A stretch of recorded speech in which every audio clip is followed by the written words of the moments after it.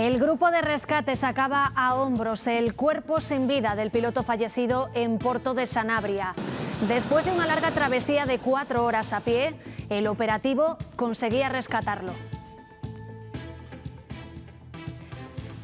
¿Qué tal? Buenas tardes. El cadáver del piloto fallecido de 36 años ya ha pasado por el Instituto Anatómico Forense de Zamora para realizarle la autopsia. Como veían, el rescate de ayer no fue fácil porque el cuerpo estaba en una zona de difícil acceso. Zamora, Martina Carrión. Así es, era una zona de alta montaña, de imposible acceso por carretera, por lo que, como bien has dicho, han tenido que transportarlo a hombros durante más de 4 horas hasta Porto de Sanabria. Desde allí se trajo aquí a Zamora, al Instituto Anatómico Forense, donde esta mañana ya se le ha practicado la autopsia. La pandemia, los cambios de hábitos, la crisis, guerra, estrés diario, todo eso condiciona y ha empeorado nuestro descanso. Hoy visitamos una unidad del sueño donde se tratan estos trastornos. El 10% de la población española no duerme bien. Desde la pandemia no duermo bien, mi marido tampoco y ahora ha empezado ella también. La gente se acostaba más tarde, dormía menos horas, se hacía un abuso muy importante de las tecnologías, de los dispositivos móviles o tablets. El presidente del Gobierno ha estado hoy en Soria presentando el plan de fiscalidad diferenciada para territorios despoblados que beneficia a esa provincia. Sara Martín, ¿cuáles son esas ventajas? Recuérdanos. Básicamente consiste en la reducción de un 5% en la cotización de las empresas en todos los contratos indefinidos existentes en el ámbito provincial, de un 15% para los nuevos contratos indefinidos y del 20% para los nuevos contratos indefinidos de las empresas situadas en municipios de hasta 1.000 habitantes. En su visita, el presidente también ha hablado de la inversión que en los últimos años el Gobierno ha hecho en nuestra comunidad. El Gobierno de España habrá invertido un 30% más de recursos económicos que en los últimos 4 años de Mariano Rajoy como presidente del Gobierno en Castilla y León. Allí, en ese mismo acto, Soria ya protestaba porque Pedro Sánchez no los ha recibido en una reunión formal. En paralelo, el PP pedía explicaciones al presidente del Gobierno sobre cómo van a ser esas ventajas fiscales. Han denunciado hoy en la intermunicipal en Soria el descenso de inversión en esta provincia en comparación con otras comunidades. El Gobierno central pretende dar un impulso definitivo a la línea de alta velocidad entre Palencia y Cantabria. Los trámites administrativos avanzan y las obras de hecho ya han comenzado en algunos tramos, en concreto entre la capital y Osorno. Un proyecto histórico, tan demandado como problemático por los daños que ha causado a decenas de agricultores. Salas, teatros y proyectores ya están preparados. Hoy es sábado de cine de Seminci. Esta tarde empieza una nueva edición en la que se van a poder ver más de 270 películas. La que abre el festival se llama No mires a los ojos, de Félix Vizcarret. Vamos en directo hasta Valladolid. María Álvarez. Sí, hoy arranca la Semana Internacional del Cine de Valladolid, la edición número 67, que tiene como principal escenario el Teatro Calderón, el mismo de siempre, el que se ha convertido en la sede habitual. La película que inaugurará esta edición es No mires a los ojos, del realizador navarro Félix Vizcarret, que a su vez es una adaptación literaria de la novela Desde la sombra de Juan José Millás. Como contamos, todo está preparado en el centro de la ciudad para empezar a las 7 de la tarde la gala inaugural de esta edición.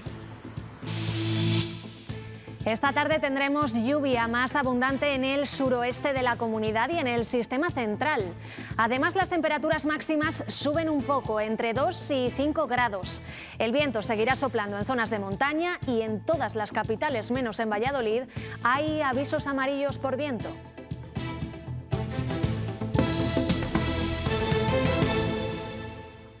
El rescate del piloto fallecido en Porto de Sanabria se alargaba toda la tarde de ayer. Después de una travesía a pie de 4 horas, el operativo conseguía recuperar el cuerpo en esa zona de montaña.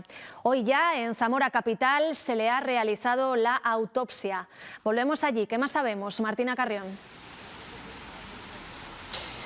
Buenas tardes. Pues que esa autopsia que se ha realizado aquí en el anatómico forense ya ha concluido y en ella, mediante huellas dactilares, pues se ha confirmado la identidad del piloto sevillano. Aquí ha estado la familia acompañando al fallecido durante todo momento y a primera hora de esta tarde el féretro ya abandonaba este anatómico forense en dirección a Puebla de Sanabria y evidentemente será la familia la que disponga cómo va a ser su traslado hasta tierras andaluzas. Una tragedia que está investigando la Guardia Civil, cómo han sido todas esas circunstancias, junto a la Comisión de Investigación de Accidentes e Incidentes de Aviación Civil. Eso sí, todo bajo la tutela del Juzgado de Instrucción de Puebla de Sanabria.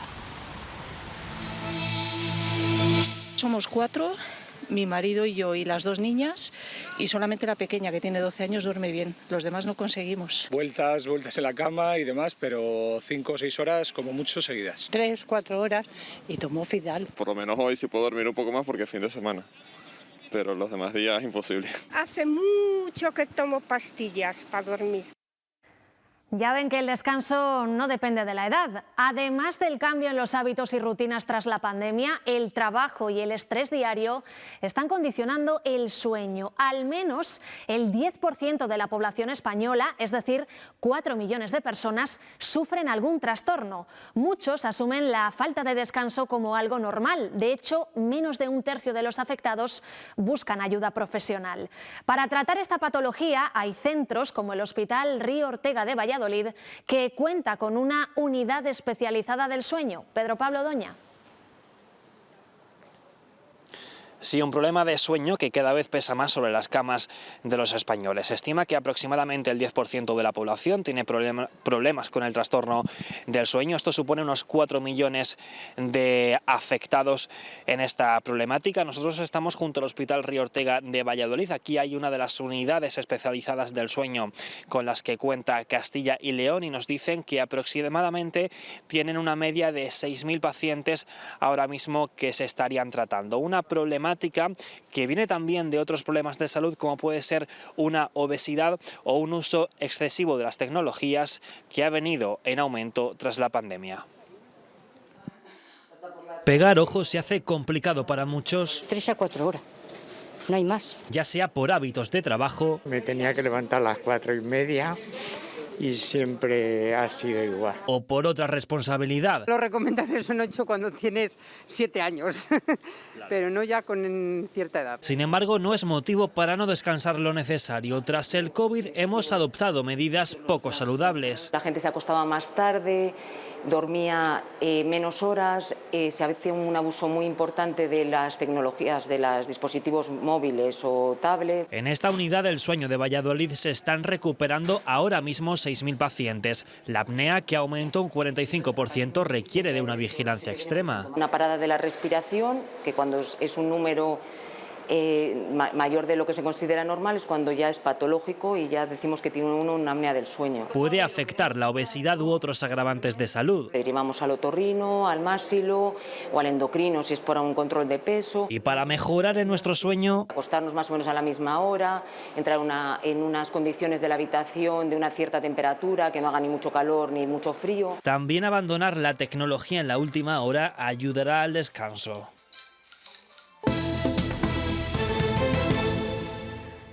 10 días después del anuncio del Gobierno sobre una fiscalidad diferenciada para las provincias más afectadas por la despoblación, Pedro Sánchez ha viajado a Soria para hablar de esa medida, aunque no ha concretado mucho sobre la propuesta. Volvemos allí, Sara Martín.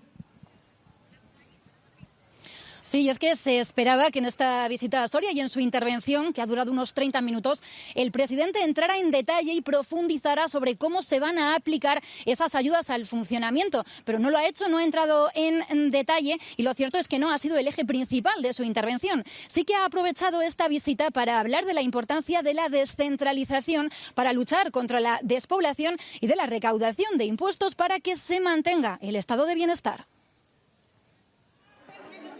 Pedro Sánchez llega a Soria, única provincia beneficiada de la fiscalidad diferenciada, con el mensaje de un aumento de la inversión. El Gobierno de España habrá invertido un 30% más de recursos económicos que en los últimos 4 años de Mariano Rajoy como presidente del Gobierno en Castilla y León. Saca pecho del dinero que estaría por llegar a la comunidad si los presupuestos generales salen adelante. Un 7% de inversión territorializada de todo el país. Uno de los objetivos sigue siendo la descentralización institucional. Un Centro Nacional de Fotografía, el Centro de Datos de la Seguridad Social, que vamos a traer también aquí a Soria. Algo que también ha remarcado el líder de Castilla y León. ¿Qué más han hecho los socialistas por los sorianos?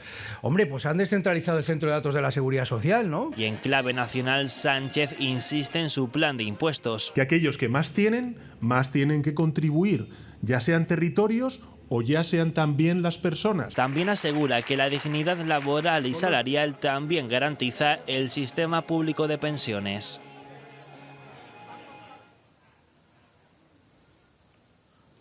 Y unos minutos antes de que comenzara el acto, un grupo de unas 15 personas convocadas por Soria Ya se concentraban en las inmediaciones de este parque para manifestar su desacuerdo con cómo se están desarrollando esas ayudas al funcionamiento por parte del Gobierno. Las consideran insuficientes y aseguran que no se está contando con ellos en su puesta en marcha.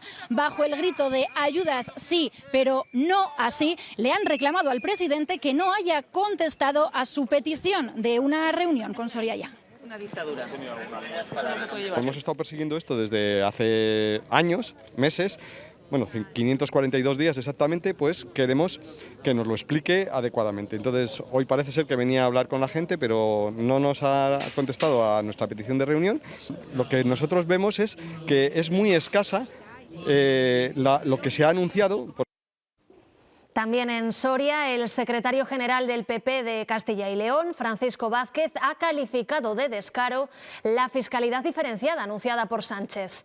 Lo ha hecho en la reunión intermunicipal del partido en esa provincia.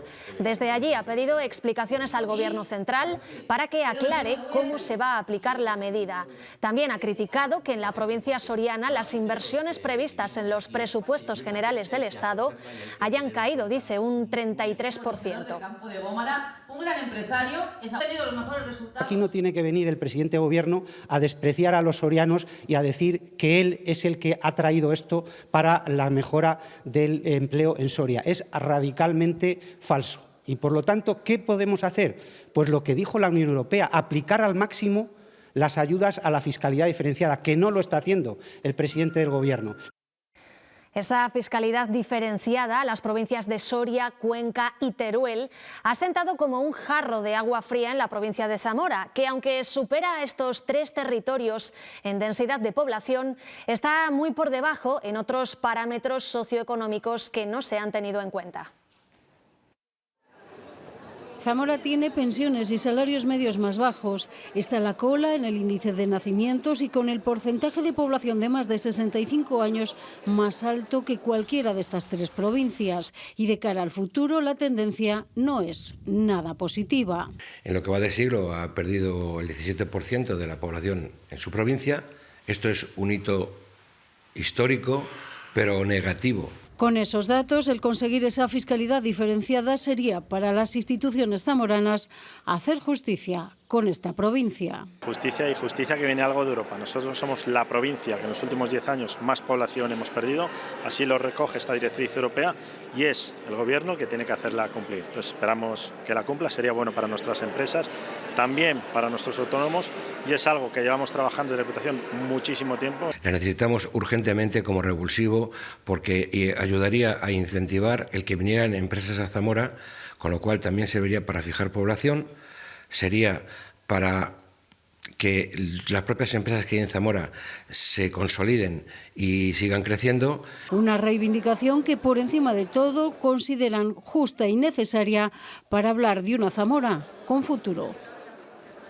Ya han comenzado las obras de la alta velocidad entre Palencia y Cantabria. El Gobierno lo considera una infraestructura clave, por eso se le quiere dar un importante impulso que ya se contempla en los presupuestos generales del Estado.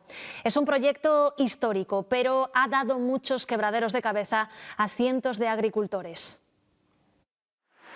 1.700 millones de euros para unir Palencia y Santander con una línea de alta velocidad que ahora sí parece que coge ritmo. Desde luego a nosotros nos beneficia, ¿no? Las obras de esta línea de alta velocidad comenzarán aquí, en Palencia capital, para terminar en Reynosa, en Cantabria, porque para llegar hasta Santander habrá que viajar por la red convencional, que eso sí, también se mejorará. Tener a tiro piedra la playa, pues me parece estupendo. Perfecto, todo lo que sean mejoras, perfecto. El avance en los diferentes tramos es desigual. Aún quedan por redactar los proyectos de los ubicados en Cantabria. Los del norte de la provincia ya están contratados o licitados, cuentan con presupuesto, pero las máquinas ya han llegado a territorio palentino. Hay en estos momentos 2 tramos en construcción, en obras, en concreto los que unen la capital palentina con Osorno. En algunas zonas, como ven, las plataformas incluso ya están levantadas. Una infraestructura para Palencia demandada. Es una oportunidad. Y necesaria. ¿Que es un poquito tarde? Pues sí, pero bueno. Pero no exenta de polémicas. El trazado atraviesa zonas de riego ya modernizadas, donde se han invertido cientos de miles de euros para optimizar el consumo de agua. En definitiva, actuaciones que el paso del AVE inhabilitará, destruirá. Además, decenas de agricultores de esta zona se han visto afectados por las expropiaciones. Me han expropiado unos 60 y me han dejado una 10 en 3 cachos. Inservibles. Las luces y las sombras de un histórico proyecto que avanza, pero que aún no tiene fecha de finalización. Y una autovía que sigue olvidada es la A60 entre Valladolid y León. El informe de impacto ambiental del tramo entre Villanubla y Santas Martas lleva caducado desde finales de 2019. Así que el Gobierno ha tenido que reiniciar los trámites para volver a elaborar el informe de este tramo que supera los 100 kilómetros.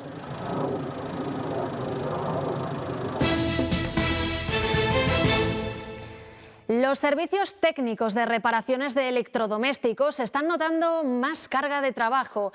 Hasta un 40% han subido los encargos. Muchos prefieren arreglarlos antes de comprar otro nuevo. Mónica Murciego.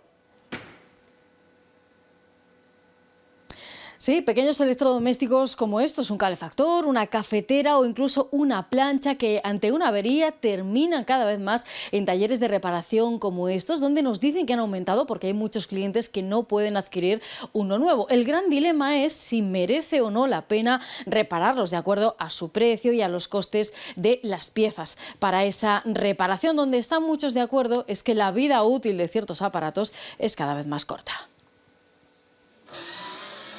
Desde hace un tiempo, Gabriel ha visto cómo se le acumulan los encargos de reparaciones en su tienda. Cafeteras, porque son gama alta, estamos hablando de aparatos de 300, 400 euros y no suelen superar los 60 euros de reparación. Luego, merece la pena. Últimamente, de cara al frío, clientes con estufas o calefactores que han dejado de funcionar. Llevan todo el año parado, entonces a veces falla pues un cable y pequeñas cosas, y eso sí se repara. Lo que antes tirábamos a la basura y comprábamos uno nuevo, ahora con la crisis económica se buscan repuestos para evitar gastos. Solo que se me estropea uno, lo llevo. Lo compro baratito y cuando se me estropea lo tiro. Te va a costar un 40%. A veces no lo reparas y vas y lo compras nuevo. Los técnicos recomiendan reparar el 90% de los pequeños electrodomésticos, pero la realidad es que no siempre es rentable si la pieza o la mano de obra dispara la factura. Una batidora tiene mal el motor o lo que sea y no se puede ni desmontar. Entonces ahí ya no compensa por el precio de la pieza. Dice, bueno, no lo quiero reparar, ¿te puedes deshacer tú de él? Por eso muchos de estos aparatos ya no tendrán una segunda vida útil. Cerca de un año han estado viviendo unos inquilinos en Burgos en condiciones infrahumanas. Los vecinos alertaron a la propietaria de la casa porque los olores eran cada vez mayores y cuando ésta llegó encontró su vivienda en un estado irreconocible. ¿Eres consciente? Rosa alquiló hace un año a través de una inmobiliaria esta vivienda de la barriada Inmaculada en Burgos a una pareja con mascotas. Lo que jamás pudo imaginar era el estado en el que estaban dejando la casa. Fueron los vecinos quienes le avisaron, no cesaban los ruidos ni tampoco los olores. Para mí la primera sensación fue mortal, porque yo entré en casa y no sabía ni dónde sentarme en el sofá, de que estaba todo... latas de Coca-Cola tiradas por el suelo del salón y mugre por todas partes. Cuesta pensar cómo podían vivir en estas condiciones de suciedad. Como no les sacaban cuando no estaban en casa, estaban los perros constantemente día y noche ladrando. ¿Cómo podía oler eso? Era mortal. Se oía desde fuera de la calle, no hacía falta ni abrir la puerta. Persianas rotas, daños en el mobiliario y azulejos reventados. Y claro, está puesta la denuncia porque eso lo necesita tanto el seguro para poder hacer la reclamación de todo lo que se debe, ¿sabes? Tanto de los daños como de los meses de alquiler, como los suministros, el gas y la luz, que llevaban alguna cosa sin pagarla desde febrero. En el contrato de alquiler figuraban la pareja y la madre de uno de ellos, que ha sido la que finalmente ha limpiado la vivienda. Cuando la casa esté como tiene que estar, se retirará todo tipo de denuncia y de todo. Si llegamos a ese momento, porque esto al final no se trata de hacer negocios, se trata de dejar las cosas como te gusta, ¿no? Unos inquilinos vándalos, protagonistas de un alquiler que la propietaria espera no se vuelva a repetir. En Italia, Meloni y su equipo de gobierno ya han tomado posesión del cargo. El ultraderechista Matteo Salvini será viceprimer ministro del Consejo y también cogerá infraestructuras. Antonio Tajani, de Forza Italia, asumirá la cartera de Exteriores y será el segundo vicepresidente. El Ejecutivo tendrá un total de 24 ministerios.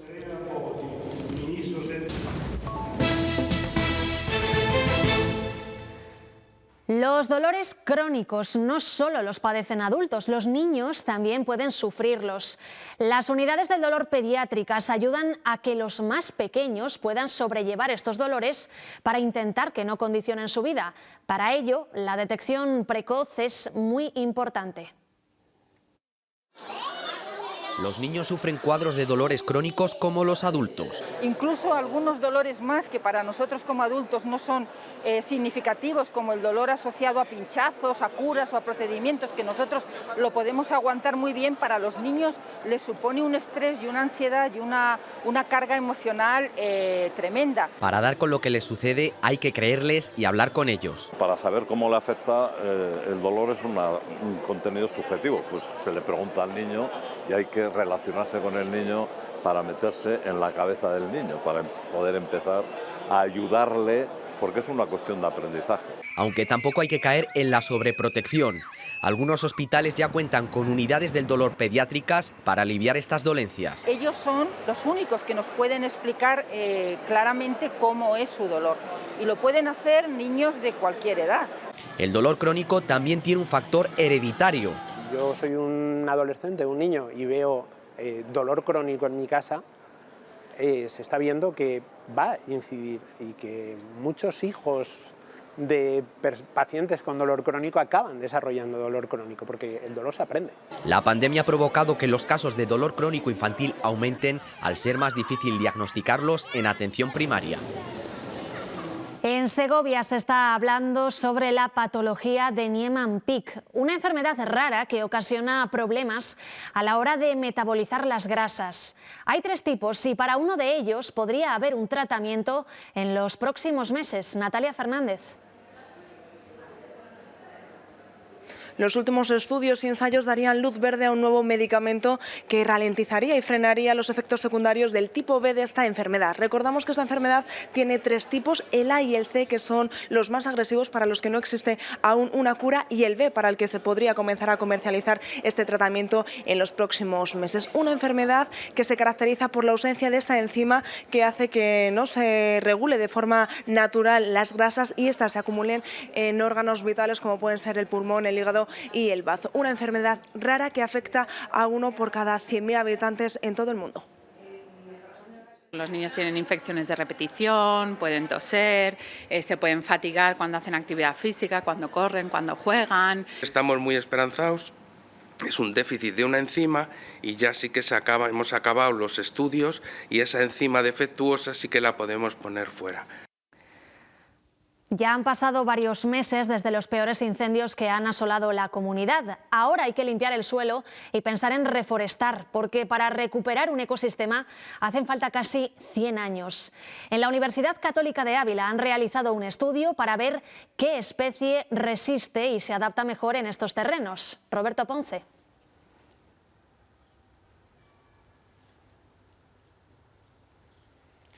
Ya sea por un incendio, por otro siniestro o por la simple degradación del suelo, hay muchas zonas rurales que apuestan por la reforestación y ahí viene la pregunta, ¿con qué tipo de árbol hacerlo? ¿Cuál es el mejor para recuperar un terreno? Un estudio de la UCAP responde a esta cuestión. Después de las llamas, la realidad en una zona quemada es esta. Hay que limpiar y adecentar el terreno para que la naturaleza recupere la vida, pero también por la degradación del suelo en una zona de pastoreo, en muchos lugares optan por la reforestación. En la UCAP han estudiado parcelas de pastizal, matorral, encinar o robledal y repoblaciones de pino de 20 años de edad. Los resultados nos indican que las repoblaciones de pinar tienen una mejor capacidad de infiltración que el encinar, que es el bosque original. Lo han comprobado en Navalperal de Pinares viendo el impacto de las repoblaciones forestales sobre propiedades del suelo como la infiltración o la fertilidad. Introducimos los pinos porque resisten mejor las condiciones de un suelo degradado, pero con el tiempo esas repoblaciones deben ir aclarándose, deben ir reduciéndose la densidad del arbolado e ir introduciendo otras especies. De ahí la frase popular: nunca más veremos el monte como lo teníamos. A los 60, 80 años es cuando la bibliografía nos dice, otros estudios de otros lugares del mundo nos están diciendo que ya se produce una mejora considerable del suelo. Para la recuperación total de un ecosistema hay que esperar casi un siglo. Y en la Pedraja del Portillo, en Valladolid, Renault ha plantado 2.500 árboles. La empresa automovilística se comprometió a sembrar un árbol por cada vehículo eléctrico que vendiera entre junio y agosto. No metes tanto el palo que...